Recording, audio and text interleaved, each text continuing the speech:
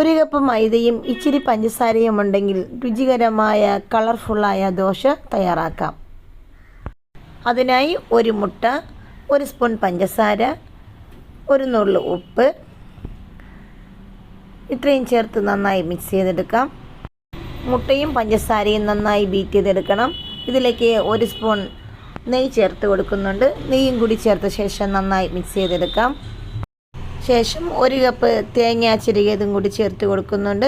ഇവയും കൂടി ചേർത്ത് നന്നായി മിക്സ് ചെയ്തെടുത്ത ശേഷം 1 കപ്പ് മൈദപ്പൊടി ചേർത്ത് ദോശമാവ് പരുവത്തിൽ കലക്കിയെടുക്കാം.